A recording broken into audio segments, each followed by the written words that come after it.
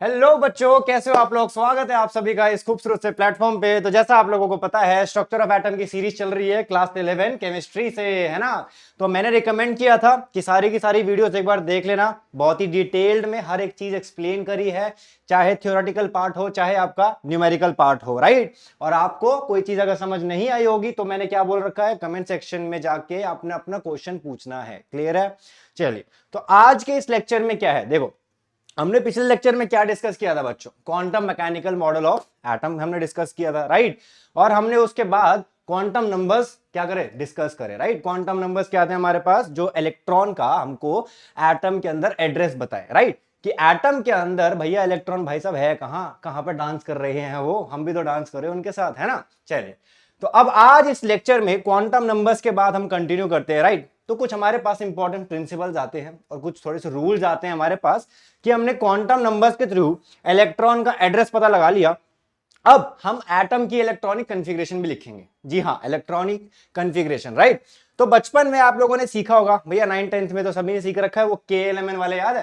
के में 2 इलेक्ट्रॉन्स आते थे, एल में 8 आते थे, और हम ऑक्टेट रूल फॉलो करते थे, है ना। चलिए, तो अब आपके लिए एक सरप्राइज यही है कि वो इलेक्ट्रॉनिक कॉन्फ़िगरेशन आप लोगों को ना भूल जानी है। क्या वो इलेक्ट्रॉनिक कॉन्फ़िगरेशन आप लोगों को भूल जानी है, क्योंकि जो आपने सीखा था वो गलत था, राइट। क्यों?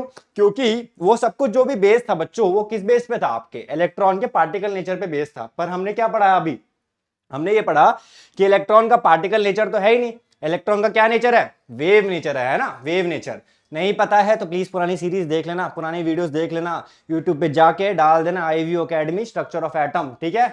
चलिए, तो क्या कह रहा था मैं, यही कह रहा था कि हमको नई इलेक्ट्रॉनिक कॉन्फ़िगरेशन सीखनी है, ठीक है, इलेक्ट्रॉन के वेव नेचर के अकॉर्डिंग, जो quantum mechanical model of atom में आता है, राइट।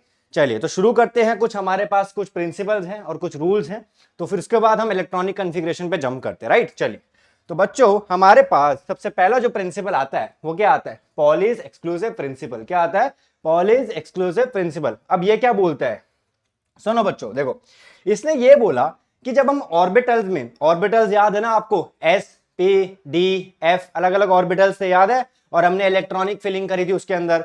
तो पॉलीज एक्सक्लूसिव प्रिंसिपल ने क्या बोला, इसने बोला कि भैया आपके अलग अलग इलेक्ट्रॉन्स के सेम एड्रेस नहीं हो सकते। भैया दो लोग अगर अलग अलग घर में रह रहे हैं तो उनका सेम एड्रेस थोड़ी ना हो सकता है ना। कि दो या अलग अलग बहुत सारे इलेक्ट्रॉन्स का सेम एड्रेस नहीं हो सकता, ये इस प्रिंसिपल ने बोला। अब समझते हैं इस बात को, समझो। जैसे हमारे पास मान लो s ऑर्बिटल है बच्चों, क्या है, s ऑर्बिटल है, याद है। और s ऑर्बिटल में हमारे पास एक डब्बा होता था, क्या होता था, एक डब्बा होता था ऐसे।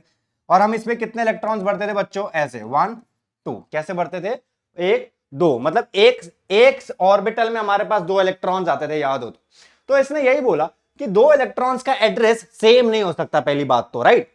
2 इलेक्ट्रॉन्स का एड्रेस सेम नहीं हो सकता, समझ लो इस बात को, राइट। ठीक है। दूसरी चीज इसने क्या बोली थी पॉलीज ने, कि हमारे पास एक डब्बे में 2 से ज्यादा इलेक्ट्रॉन नहीं भर सकता मैं। फिर से बोलूं, एक डब्बे में 2 से ज्यादा इलेक्ट्रॉन्स में नहीं भर सकता, कि हमने अगर ऐसे इलेक्ट्रॉन भर दिया यहां तो ये गलत हो जाएगा। क्या हो जाएगा, ये गलत हो जाएगा। तो हम एक डब्बे में सिर्फ 2 ही इलेक्ट्रॉन भर सकते हैं बच्चों, समझ आया। फिर से बोल देता हूं, पॉलीज एक्सक्लूसिव प्रिंसिपल ने बोला कि 2 इलेक्ट्रॉन्स का या उससे ज्यादा इलेक्ट्रॉन्स का एड्रेस सेम नहीं हो सकता। दूसरी चीज क्या बोली इसने, कि हम एक डब्बे में 2 से ज्यादा इलेक्ट्रॉन नहीं भर सकते। क्लियर हो रहा है। जैसे समझो आपके पास क्या है बच्चों, p ऑर्बिटल है, क्या है, p ऑर्बिटल। तो आपका p ऑर्बिटल ऐसा होता था, और इसमें डब्बे कितने होते हैं बच्चों, 3 डब्बे होते थे। क्या होते थे, 3 डब्बे। अब 3 डब्बे यानी 3 सब ऑर्बिटल्स है इसमें, तो हम एक सब ऑर्बिटल में कितने इलेक्ट्रॉन्स भरते थे, 2, कितने, 2 इलेक्ट्रॉन्स भरते थे। तो हम 2 से ज्यादा इलेक्ट्रॉन्स नहीं भर सकते एक डब्बे में, समझ रहे हो, एक में 2 से ज्यादा इलेक्ट्रॉन्स नहीं भर सकते। और इन सभी का एड्रेस क्या है, एक दूसरे से बच्चों अलग है। सभी का एड्रेस क्या है, एक दूसरे से अलग है। समझ में आ रहा है या नहीं आ रहा, ये बात क्लियर हो रही है कि नहीं हो रही है, ठीक है। तो चलो देखो इसने क्या बोला है वो एक बार पढ़ लेते हैं यहां पर, कि no two electrons inside an atom can have values of 4 quantum numbers exactly equal, यानी एड्रेस सेम नहीं हो सकता 2 इलेक्ट्रॉन्स का। क्लियर हो रहा है। उसके बाद क्या बोला है, only 2 electrons can be filled inside orbital, right. एक डब्बे के अंदर 2 इलेक्ट्रॉन्स आ सकते हैं, समझ रहे हो। क्लियर है।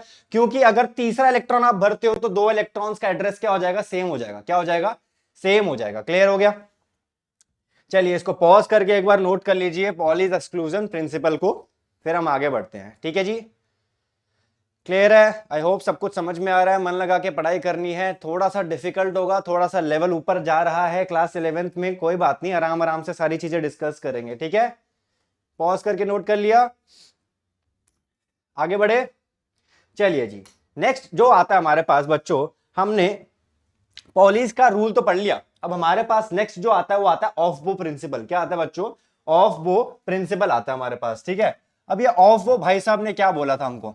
ठीक है, ऑफ बो भाई साहब ने बोला कि इलेक्ट्रॉन उस ऑर्बिट या उस ऑर्बिटल में जाएगा जिसकी एनर्जी क्या होगी? कम होगी। जिसकी एनर्जी क्या होगी? कम होगी। समझो इस बात को। मैंने आप लोगों को क्या बताया था कि हमारे पास एटॉमिक स्पेक्ट्रम में, क्या एटॉमिक स्पेक्ट्रम में जब एक इलेक्ट्रॉन यहां से हायर शेल में जाता है, यहां से हायर शेल में जाता है, तो वो क्या करता है बच्चों? वो वापस आने की कोशिश करता है। क्यों भैया? पूरा दिन सोने को मिलेगा तो अच्छा लगेगा ना। ऐसे ही इलेक्ट्रॉन को भी अपनी lowest form of energy state में रहने में मजा आता है। फिर से बोलूं, इलेक्ट्रॉन को अपनी lowest form of energy state में रहने में मजा आता है। ठीक है जी, तो यही चीज ऑफबो ने बोली। ऑफबो ने बोला कि इलेक्ट्रॉन उस ऑर्बिटल या उस ऑर्बिट में जाना चाहेगा जिसकी एनर्जी कम, जिसकी एनर्जी कम। समझ में आ रहा है? जैसे समझो, अभी इलेक्ट्रॉनिक कॉन्फ़िगरेशन आएगी आप लोगों के लिए तो वहां पे अच्छे से समझ में आएगा। अभी के लिए मैं बोल देता हूं कि मान लो जैसे आपके पास 2s और 2p है। क्या? 2s और 2p आपके पास ऐसे ऑर्बिटल्स है, तो इलेक्ट्रॉन इन दोनों में से सबसे पहले किस में जाना चाहेगा? तो ऑफबो का रूल आता है हमारे पास बच्चों। ऑफबो का रूल क्या बोलता है? ऑफबो का रूल है n प्लस एल की वैल्यू। क्या? n प्लस एल की वैल्यू हमको देखनी होती है। समझ आ रहा है? जहां पर बच्चों n क्या होता था आपका? Principal quantum number. याद है क्या होता था? Principal quantum number. और हमारे पास l क्या होता था बच्चों? l होता था अजीमुथल क्वांटम नंबर। समझ आ रहा है? आई रिकमेंड कि पिछली वाली वीडियो देख लेना क्वांटम नंबर्स की, तो ये और अच्छे से समझ में आएगा। ठीक है जी, चलिए, तो हमको क्या बोला था इसमें? ऑफबो ने बोला कि आप ना एक बार n प्लस एल का रूल लगा लो, n प्लस एल का रूल लगा लो इन दोनों के लिए। ठीक है, और जिसकी वैल्यू कम, उस ऑर्बिटल में इलेक्ट्रॉन जाना चाहेगा। क्या? n प्लस एल की वैल्यू यहां लिख दूं मैं, n प्लस एल की वैल्यू जिसकी कम, क्या l प्लस एल की वैल्यू जिसकी कम, उसमें आपका इलेक्ट्रॉन जाना चाहेगा। क्या? उसमें आपका इलेक्ट्रॉन जाना चाहेगा। चलिए एक बार यहां पर देख लेते हैं। ठीक है, आओ दोनों ऑर्बिटल्स के लिए n प्लस एल की वैल्यू निकालते हैं। इसके लिए n की वैल्यू बच्चों क्या है हमारे पास? 2, और l की वैल्यू क्या है बच्चों हमारे पास? 0। भैया s ऑर्बिटल है ना, s ऑर्बिटल के लिए l की वैल्यू क्या होती थी? 0। तो यहां पर बच्चों n प्लस एल की वैल्यू क्या आई है हमारे पास? 2। आओ यहां पर भी देख लेते हैं एक बार, n की वैल्यू क्या है बच्चों? यहां पर 2, ये रहा 2 आपका, है ना। उसके बाद हमारे पास l की वैल्यू p ऑर्बिटल के लिए क्या होती थी? 1। समझ आया? तो n प्लस एल क्या आएगा बच्चों आपके लिए यहां पर? 3। चलो आओ देखो, n प्लस एल की वैल्यू किसकी कम है बच्चों? n प्लस एल की वैल्यू इसकी कम है, तो इलेक्ट्रॉन कहां जाएगा बच्चों? Electron will go to 2s orbital. किस में जाएगा आपका बच्चों? पहले 2s ऑर्बिटल में जाना चाहेगा इलेक्ट्रॉन। क्लियर हो रहा है? क्लियर हो रहा है? ये समझ आ रहा है? आगे बढ़े, चलो आओ देखो एक और चीज देखते हैं। अब एक और देख लेते हैं, एग्जांपल से समझ लेते हैं कैसे है, क्या नहीं है। हिसाब किताब भैया सब कुछ समझना पड़ता है आज के जमाने में, है ना। चलो आओ तो देखते हैं। अगर बच्चों आपको दे दिया 3s और 3d, क्या दे दिया? 3s और 3d दे दिया बच्चों। चलो आओ, तो यहां पर n प्लस एल की वैल्यू देखते हैं। आओ, इसके लिए n की वैल्यू क्या है बच्चों? 3। l की वैल्यू अभी बताई मैंने, s के लिए क्या होती है? 0। तो यहां पर n प्लस एल की वैल्यू क्या है आप लोगों के लिए? 3। क्लियर है? चलो, यहां पर n की वैल्यू क्या है हमारे पास? 3। l की वैल्यू d ऑर्बिटल के लिए बच्चों होती है 2। तो n प्लस एल की वैल्यू क्या है आप लोगों के लिए बच्चों? 5। क्या आ गई है? 5। तो चलो, रूल क्या बोलता है? ऑफ वो बोलता है जिसकी n प्लस एल की वैल्यू कम, उसमें आपका इलेक्ट्रॉन जाना चाहेगा। तो n प्लस एल की वैल्यू इसकी कम है, तो कहां जाएगा इलेक्ट्रॉन आपका? Electron will go to 3s orbital. Electron will go to 3s orbital. समझ आया? क्लियर हो रहा है? देखो, it states that an electron is always filled in that orbital which has lower energy. क्या है? विच हैज लोअर एनर्जी और higher stability. समझ आया? तो n प्लस एल की वैल्यू इसकी कम है, यानी कि इस ऑर्बिटल की एनर्जी कम है, तो इसमें इलेक्ट्रॉन गया। सेम यहां पर n प्लस एल की वैल्यू क्या है बच्चों? कम है, तो इसकी एनर्जी कम, तो यहां पर इलेक्ट्रॉन आपका जाएगा। समझ आ रहा है? क्लियर हो रहा है? बहुत अच्छे से समझ में आ रहा है आप लोगों को? आगे बढ़े, एक और देखते हैं। अब एक थोड़ी सी भसड़ क्या आती है वो भी देख लेते हैं एक बार। देखो बच्चों, क्या हुआ अगर हमारे पास, समझो अगर हमारे पास n प्लस एल की वैल्यू क्या आ गई, सेम आ गई, क्या आ गई, n प्लस एल की वैल्यू सेम आ गई, तो क्या करेंगे, समझ आ रहा है? तो देखो, अगर जैसे आप लोगों को दे दिया बच्चों 4s, क्या दे दिया, 4s, और दे दिया आपको 3p, ठीक है जी। आओ एक बार n प्लस एल की वैल्यू निकालते हैं। यहां पर n की वैल्यू क्या है बच्चों 4, और l की वैल्यू क्या है, s ऑर्बिटल के लिए 0। तो n प्लस एल की वैल्यू क्या आ रही है इस बार आपकी यहाँ 4, ठीक है जी। चलिए यहाँ पे देख लेते हैं, यहाँ पर n की वैल्यू क्या है बच्चों आपके लिए 3, और l की वैल्यू p ऑर्बिटल के लिए क्या होती है 1। तो n प्लस एल की वैल्यू क्या आ गई यहाँ 4। अब दोनों की n प्लस एल की वैल्यू सेम आ गई, तो अब इलेक्ट्रॉन किस में जाना चाहेगा, अब इलेक्ट्रॉन किस में जाना चाहेगा, वो भाई वो भी देखना पड़ेगा हमको, हाँ कि ना? समझ आ रहा है कि नहीं आ रहा, बोलो जी। चलो, तो अब इसमें हमारे पास इलेक्ट्रॉन किस में जाएगा हमको देखना होता है। ऐसे केस में जब हमारे पास n प्लस एल की वैल्यू सेम आ जाए, तो हम देखेंगे कि जो हमको क्वेश्चन दे रखा था, इन दोनों में n की वैल्यू किसकी कम है, क्या n की वैल्यू किसकी कम है। यहां लिख लो, if n plus l value comes same for different orbitals, right? तो electron will go to that orbital whose value of n is less, समझ आया? अगर n प्लस एल की वैल्यू सेम है बच्चों, तो इलेक्ट्रॉन उस ऑर्बिटल में जाना पाएगा जिसकी n की वैल्यू कम है, क्या, जिसकी n की वैल्यू कम है। तो आपका इस ऑर्बिटल की n की वैल्यू कम है, तो electron will go to 3p orbital, क्या will go to 3p orbital. Clear हो रहा है, समझ आ रहा है?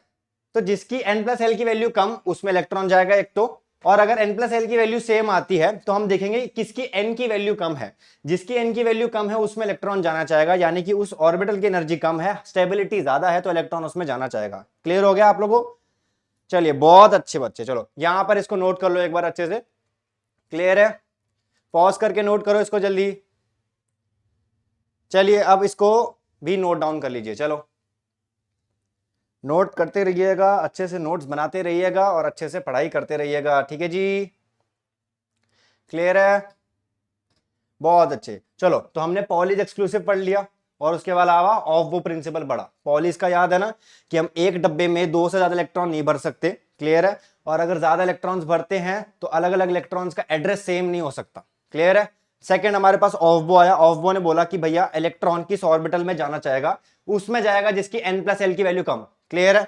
और अगर n प्लस एल की वैल्यू सेम आती है तो हम देखेंगे किस ऑर्बिटल की n की वैल्यू कम है, उसमें फिर आपका इलेक्ट्रॉन जाएगा। ठीक है?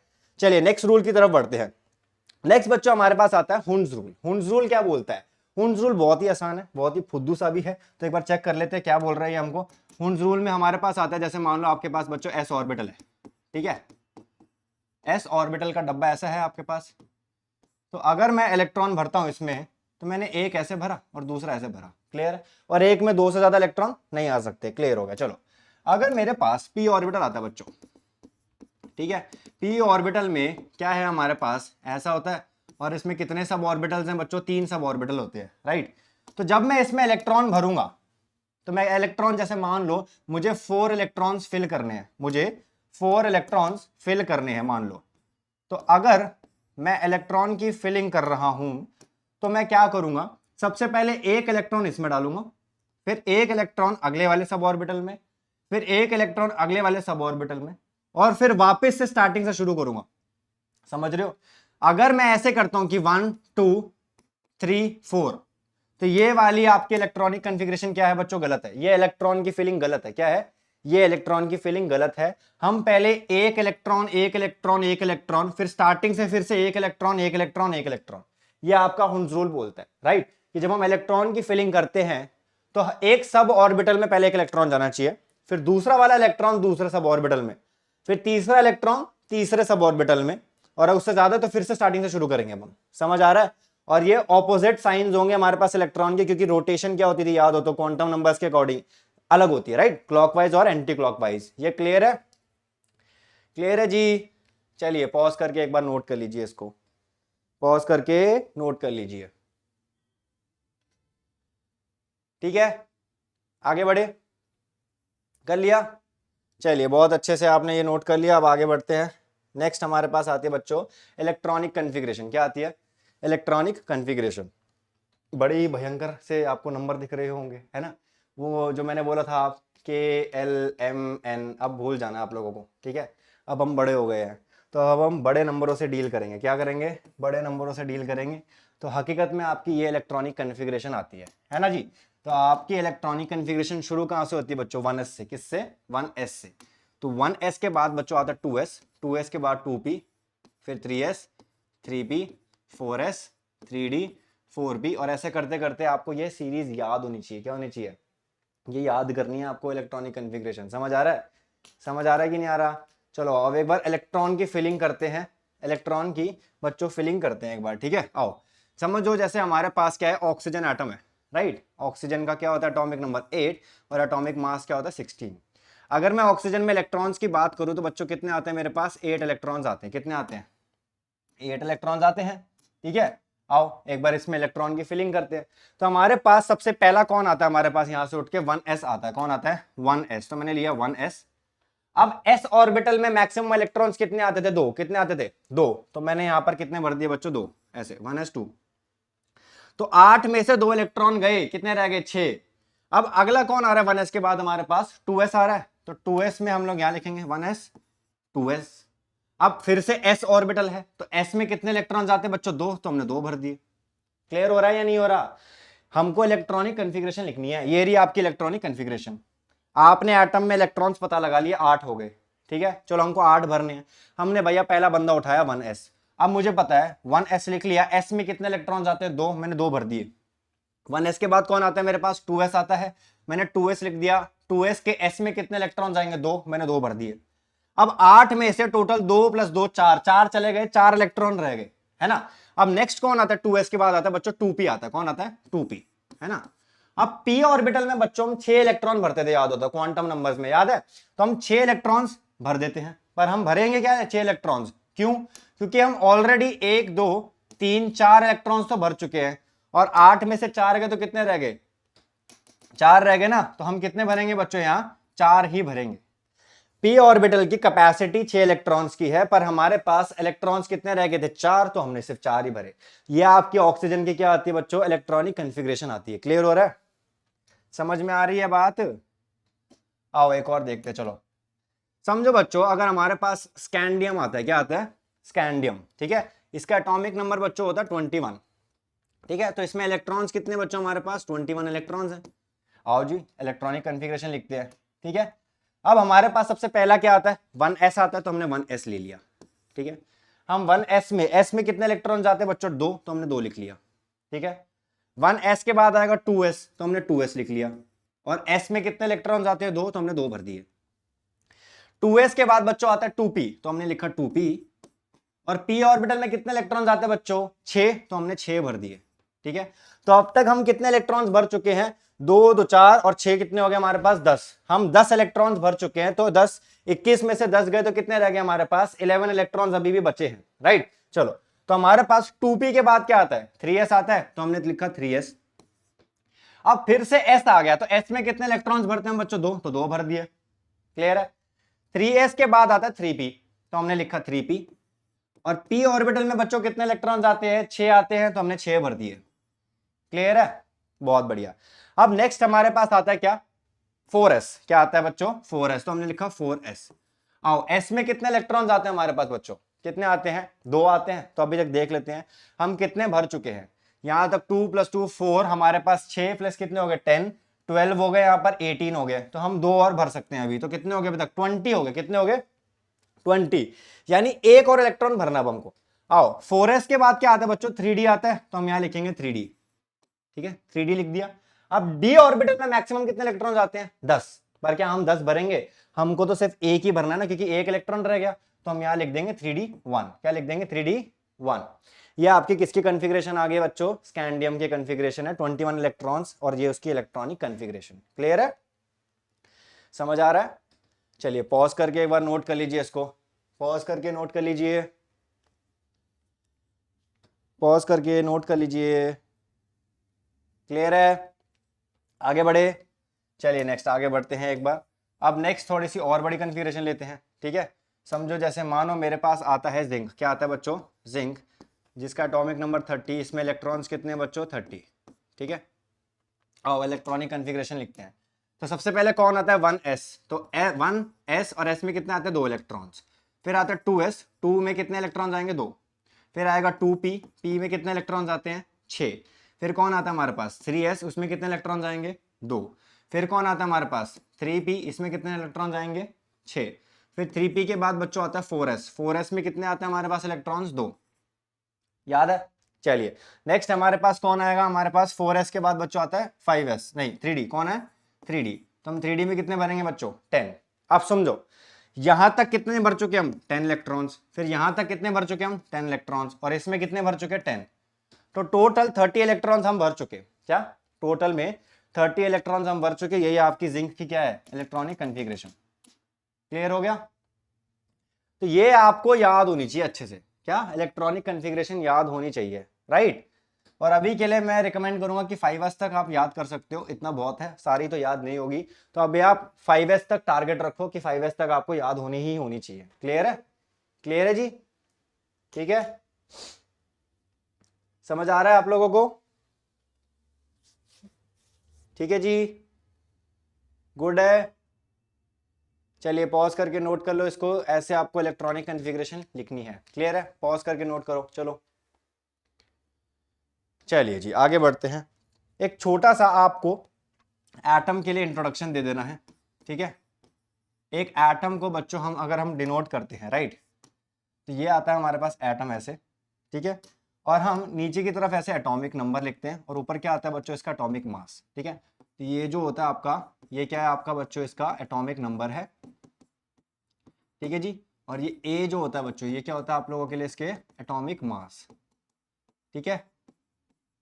बहुत बढ़िया जी। चलिए अगर हमको एटम में बच्चों, ठीक है, एटम में अगर हमको प्रोटॉन निकालने हैं, क्या निकालने हैं? प्रोटॉन, ठीक है।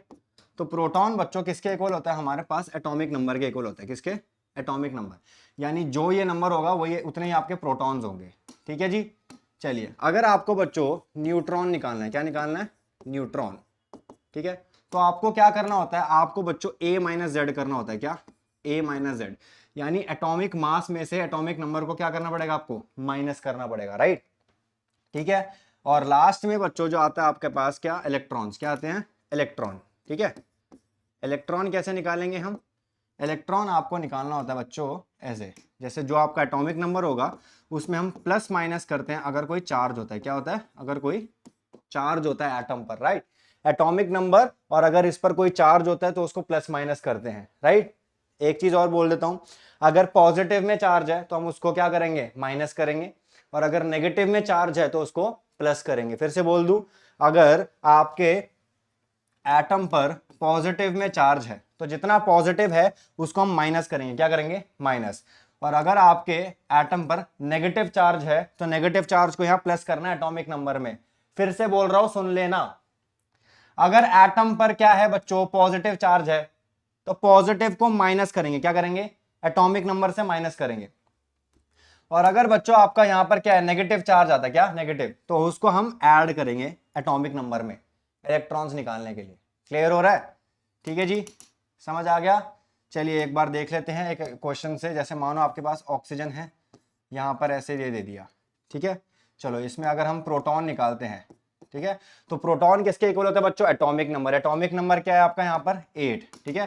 तो ये आ गया आपके इसमें प्रोटॉन्स। आओ न्यूट्रॉन निकालते हैं। न्यूट्रॉन क्या होता है बच्चों? a minus Z. क्या होता है? a माइनस जेड, यानी कि 16 माइनस में 8। क्या? 16 माइनस 8 तो कितना आ गया हमारे पास? 8। आओ इलेक्ट्रॉन क्या होता है हमारे पास बच्चों? Atomic number. एटॉमिक नंबर कितना हमारे पास? 8। प्लस माइनस अगर कोई चार्ज है तो इस पर बच्चों कोई चार्ज नहीं दे रखा आपको, तो इलेक्ट्रॉन्स कितने हुए? एटॉमिक नंबर के इक्वल ही हो गए। क्या? एटॉमिक नंबर के इक्वल ही हो गए। आओ एक और एग्जांपल लेते हैं। समझो जैसे ऑक्सीजन दे दिया आपको ऐसे, और इस पर ना चार्ज दे दिया 2 माइनस। क्या दे दिया? 2 माइनस, ठीक है। आओ तो हमारे पास यहाँ क्या है? प्रोटॉन कितने होंगे बच्चों? प्रोटॉन होता है एटॉमिक नंबर के इक्वल, किसके? Atomic number. एटॉमिक नंबर क्या है हमारे पास? 8 है, तो हम यहां लिख देंगे 8। ठीक है, आओ न्यूट्रॉन क्या होता है बच्चों? a minus Z. क्या होता है? a minus Z. तो यानी कि 16 माइनस 8 करेंगे, क्या करेंगे? 16 माइनस 8, तो क्या आ गया आपके लिए? 8। ठीक है, आओ इलेक्ट्रॉन्स क्या होता है? Atomic number. एटॉमिक नंबर क्या है बच्चों इसका? 8 प्लस माइनस। अब हमारे पास ऊपर नेगेटिव चार्ज दे रखा है, तो नेगेटिव चार्ज को प्लस करेंगे। क्या करेंगे? प्लस में कितना नेगेटिव चार्ज है बच्चों? 2। तो हमारे पास इलेक्ट्रॉन्स कितने आ गए? 10 इलेक्ट्रॉन्स आ गए। कितने आ गए? 10 इलेक्ट्रॉन्स आ गए। क्लियर है? आई होप आपको ये चीज समझ में आ गई है अच्छे से। ठीक है, क्लियर हो गया? पॉज करके नोट कर लीजिए एक बार। चलिए पॉज कीजिए और इसको नोट कर लीजिए। चलो, क्लियर है? ठीक है जी, चलिए जी। अब इसी के साथ आज हम ये लेक्चर यहीं पे एंड करते हैं। ठीक है, तो आई होप आपको सब समझ में आया। एक बार एक क्विक रिवीजन दे देता हूं आपको। हमने क्या पढ़ा है बच्चों? हमने पिछले लेक्चर में क्वांटम नंबर्स पढ़े थे, याद है? उसके बाद आज हमने कुछ रूल्स पढ़े हैं। तो पॉलीज एक्सक्लूजन प्रिंसिपल जो था, उसने क्या बोला था हमको? कि हम एक डब्बे में 2 से ज्यादा इलेक्ट्रॉन नहीं भरेंगे और अलग अलग इलेक्ट्रॉन्स का सेम एड्रेस नहीं हो सकता। क्लियर हो गया? सेकंड, हमने ऑफबो प्रिंसिपल पढ़ा। ऑफबो ने क्या बोला था? कि इलेक्ट्रॉन उस ऑर्बिटल में जाएगा जिसकी n+l की वैल्यू कम, मतलब जिसकी एनर्जी है कम और स्टेबिलिटी क्या है बच्चों? ज्यादा है। क्लियर है? और अगर n+l की वैल्यू सेम आती है, तो सेम आने पर हम क्या करते थे? हम देखते थे किस ऑर्बिटल की n की वैल्यू कम है। जिसकी n की वैल्यू कम है उसमें इलेक्ट्रॉन जाएगा। क्लियर है? नेक्स्ट हमारे पास हुन्स रूल था। हुन्स रूल ने क्या बोला था? इलेक्ट्रॉन फिलिंग कैसे होनी चाहिए ऑर्बिटल्स में, उसका ध्यान रखना है। नेक्स्ट हमने पढ़ा था electronic configuration, 1s 2s 3s 3p ऐसे करके आपको ये सब याद रखना है। ठीक है, और कैसे इलेक्ट्रॉन्स की फिलिंग करनी है वो मैंने आपको बता दिया। उसके बाद एक छोटा बहुत ही बेसिक सा इंट्रोडक्शन था एटम के लिए, atomic number, atomic mass, electron, proton और न्यूट्रॉन ये सब कैसे निकालते हैं उसका ध्यान रखना। ठीक है, क्लियर है? चलिए, तो आई होप आपको सब कुछ समझ में आया है। ऐसे ही हमारे साथ बनी रहिएगा और हमारे पास इसी सीरीज के साथ कनेक्टेड रहिएगा। जितना शेयर हो सकता है अपने दोस्तों के साथ शेयर कीजिएगा, अपने फैमिली मेंबर्स में शेयर कीजिएगा। ठीक है, और नेक्स्ट लेक्चर में हमारा इंतजार कीजिएगा। तो हम चलते हैं, आज का लेक्चर यहीं पे समाप्त करते हैं। And all the very best.